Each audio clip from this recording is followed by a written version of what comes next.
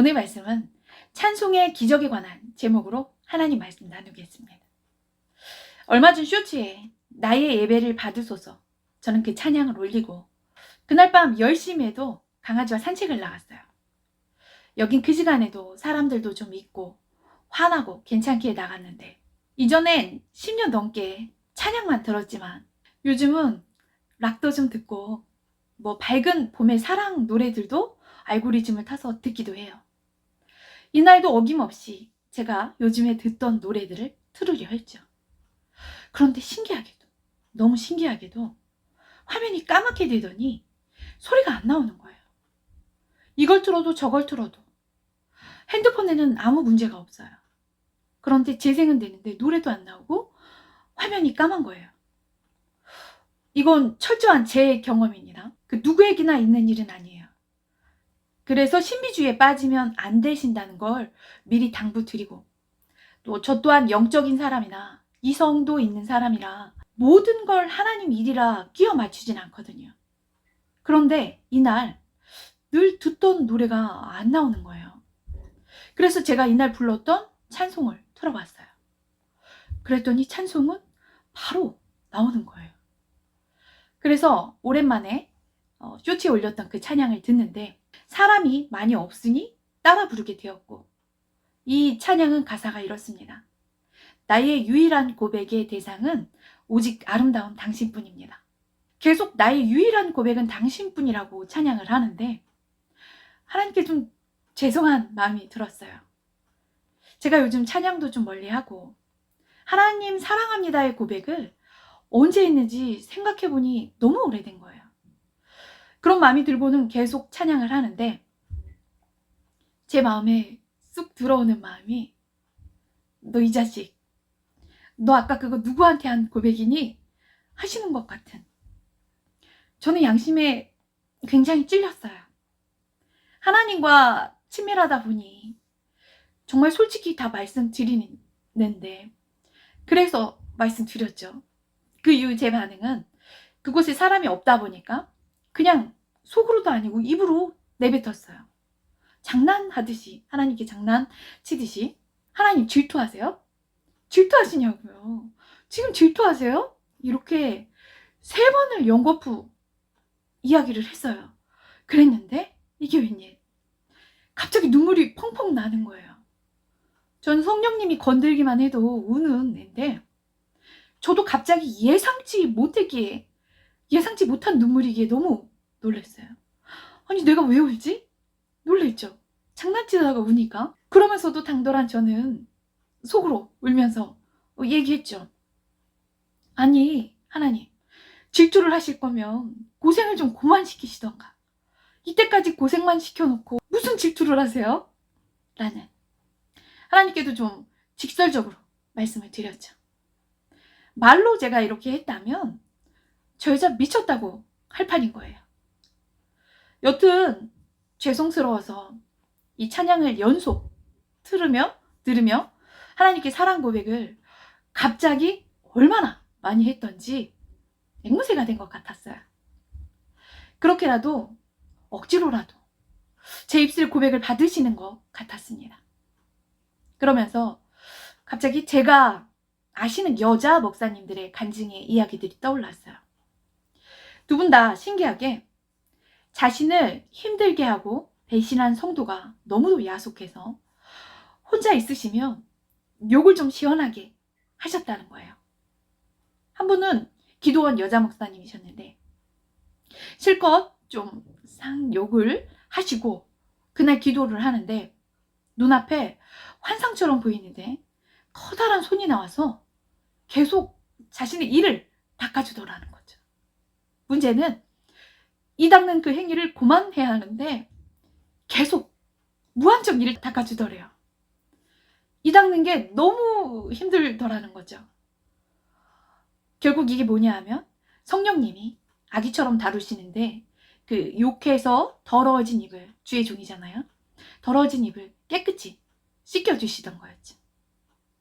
또 한 목사님은 똑같은 비슷한 일로 성도한테 너무 배신당하고 힘들어서 욕을 좀 하고, 사람이니까 기도를 하는데 자신이 자신의 입을 계속 때리더래요. 본인이 본인을 컨트롤할 수 있는데 이때는 안 되더라는 거죠.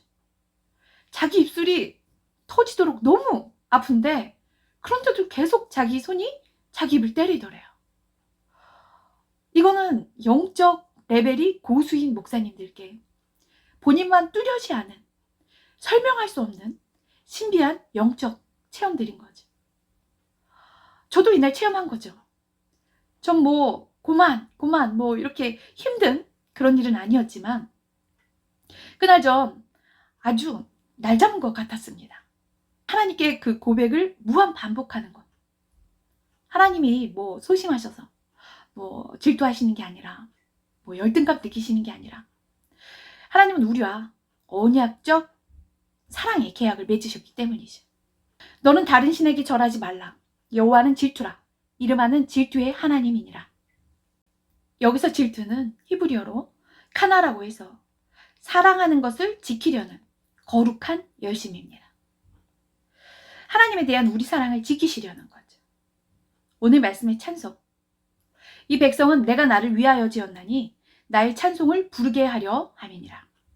우리를 지으신 게 생존을 위해가 아니라 찬송을 위해 지으셨다 했죠. 하나님은 우리의 찬양을 너무도 기뻐하세요.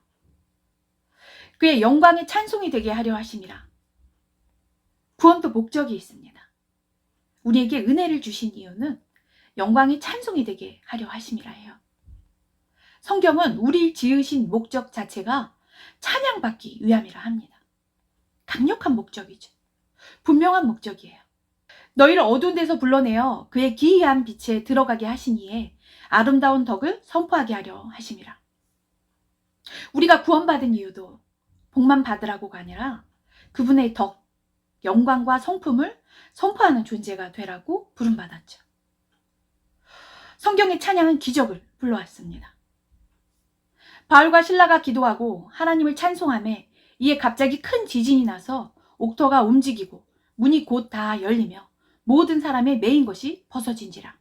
감옥 안 최악의 상황이었지만 찬송이 올라가자 찬양은 옥문 자체가 열리게 환경 자체를 기적으로 바꾸어 버렸습니다.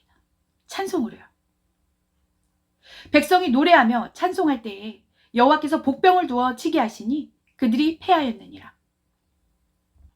전쟁에서 찬양대원들이 전쟁의 맨 앞자리에서 찬송으로 시작했고 전쟁의 결과는 승리의 기적이 되었습니다.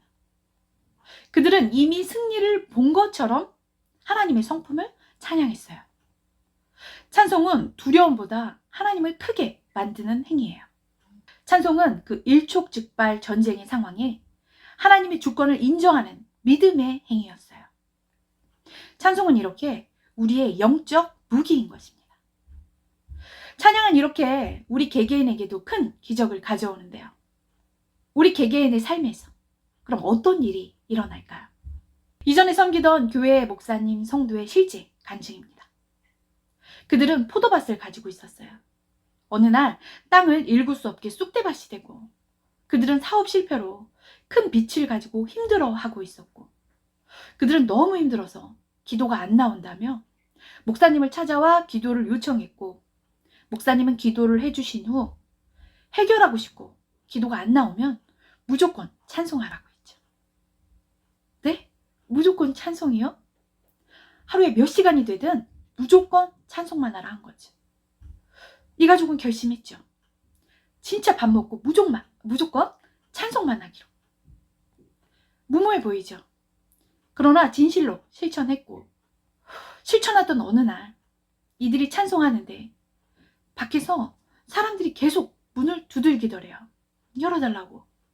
이들은 빚쟁이인가 싶어서 두려워서 문을 열어주지 않고 계속 온 가족이 찬양만 했대요. 그러자 다음 날도 누군가 찾아와서 문을 두들기고 또 두들기고 이들은 또 다시 죽어라 찬양만 했대요. 그 다음 날도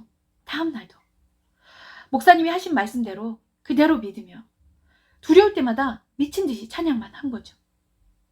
그런데 5일째 되던 날 두려움이 사라져서 용기가 나더니 맞서야겠다 생각이 들더란 거지.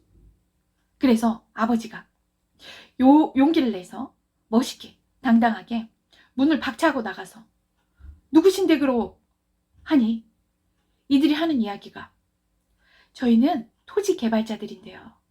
사장님 땅이 저희가 하려는 사업에 적합해서 구입을 좀 하고 싶어서 말씀드리러 5일 전부터 왔는데 안 파시려는 것 같아서요.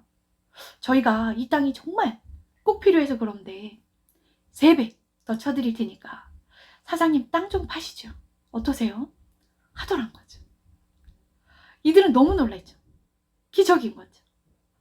이들은 그냥 앞뒤 생각 안 하고 믿음으로 간절히 찬양만 한 거예요. 그런데 오히려 전화위복으로 그 땅을 3배가치나 더 받아서 빚을 다 갚고도 돈이 남게 된 거예요. 기적인 거죠. 그렇습니다. 하나님은 이렇게 역사하세요. 이것이 하나님의 기적이죠. 믿음의 행위를 보시는 분이세요. 그 찬송 자체에 기적이 있다보다 하나님께서 그 믿음의 행위를 보시는 거예요. 찬양을 매우 기뻐하시고요. 저는 무슨 일이 생기면 3시간씩 찬양을 하시던 여자 목사님의 간증을 들었습니다. 무슨 일만 생기면 3시간씩 찬양을 하시는데 그럼 진짜 해결을 해 주시더라는 거예요. 신학생이었던 제가, 하나님의 복에 욕심이 많았던 제가 그런 행운을, 그런 복을 놓칠 리가 없죠. 저도 바로 시작했습니다. 그러나 하나님은 절 다른 사람보다 유독히, 혹독히 교육시키시는 분. 뭘 절대 바로바로 안 주세요. 저는 찬양해도 해결이 안 되더라고요. 제 상은 그냥 하늘에만 다 쌓아놓으시는지 절대 바로바로 안 주세요. 그 뒤 그렇게 잊고 지나하고 시간이 지나 어찌어찌 하여 밴드 연습실에 개척을 하고 금요일은 찬양 예배, 찬양을 오래 하는 게 이제 숙달이 되다 보니까 3시간씩 그냥 찬양만 올려드렸어요. 금요일 날 혼자 홀로 하나님께만 드리던 찬양이었어요. 그 후 어느 날 찬양을 부르는데 안 되던 게 되는 거예요. 그리고 여기에 가도 잘한다고 찬양해달라고 그러고 사역지 어딜 가도 찬양을 해달라고 하더라고요. 그리고 찬양만 해도 물질을 얻을 수 있게 해주셨어요. 세상의 가수가 아닌 하나님의 가수를 만들어 버리신 거죠. 어렸을 때부터 노래를 못 부르진 않았지만 찬양을 하다 보면 느껴지는 게 있습니다. 하나님이 도와주시는구나. 하나님이 함께 하시는구나. 그걸 느끼면서 찬양하는 경우가 많이 있거든요. 전 당장의 문제 해결을 위해서 찬양을 했을 뿐인데 하나님은 더 큰 계획을 가지시고 계셨기에 그 시간에 절 훈련하시고 절 찬양 사역자로도 만드셨던 거죠. 이처럼 하나님의 생각과 우리의 생각은 다릅니다. 절대 우리의 노력과 수고와 믿음을 허투루 쓰시지 않으세요. 명절에 가족끼리 다 노래방을 가는 거예요. 여동생을 오랜만에 보고는 언니도 가자 하는데 전 장난으로 얘기했죠. 목사는 노래방 안 가. 그랬더니 어이구 그래요? 할렐루야 하더라고요. 사실 가고 싶어서 한번 가야지 하고 가고 싶었는데 설 전날 유튜브에서 노래방으로 신나게 대리만족을 다 해버려서 이날 안 가도 되었었죠. 평상시도 노래 들으며 강아지와 걷고 뛰고 춤추고 오감을 충족시키기에 굳이 우리 식구들의 그 트로트 발라드를 듣고 싶지 않았어요. 가족이더라도 어디 목사랑 노는 게 쉽나요? 듣는 분들은 농담인 줄 아실 테고 여튼 혼자 오랫동안 찬양만 하다 보니까 어느새 세상과 정말 많이 구별되어 있었음을 요즘 더 느끼는데요. 하나님은 우리를 너무 사랑하셔서 다 아시고 늘 우리보다 더 좋은 계획, 더 기발한 계획을 가지시고 우리의 믿음을 키우시고 움직이시죠. 찬양만 하면 준다 하니 그걸 믿고 몇 시간씩 그 찬양만 하는 그 가족, 그리고 찬양만 하면 준다 하니 몇 시간씩 그 찬양만 했던 제가 하나님이 보실 땐 그 어미새가 그 새들, 그 짹짹거리는 새끼새들을 바라봤을 때의 모습이지 않을까. 얼마나 귀여웠겠습니까? 좋은 걸 안 주실 수가 없는 거예요. 하나님은 그걸 보시는 거죠. 이처럼 찬송은 하늘을 엽니다. 하나님의 마음을 활짝 열어버립니다. 찬양은 곡조 있는 기도예요. 기도가 막힐 때, 그리고 기도를 할 줄 모르시는 분들한테 찬송만 해도 그것이 기도고 마음의 고백이 됩니다. 하나님의 마음에 또 무장 해제를 원하시는 분, 무장 해제를 원하시나요? 그럼 찬송을 하세요. 반드시 그 믿음 보시고 우리에게 하나님의 방법으로 보답해 주십니다. 반드시 보답해 주시더라고요. 찬송의 응답은 진실로 그러합니다. 말씀을 맺습니다. 하나님은 우리의 완벽함을 찾지 않으십니다. 그러나 우리의 찬송은 찾으시는 분. 우리는 우연히 존재하는 사람이 아니라 하나님의 영광을 노래하도록 설계된 존재입니다. 우리 그렇게 하나님을 찬양하며 지음받은 목적을 회복하고 모든 두려움을 이기시며 기적으로 응답받는 삶을 사시는 모든 분들 되시기를 주님의 이름으로 사랑하고 축복합니다.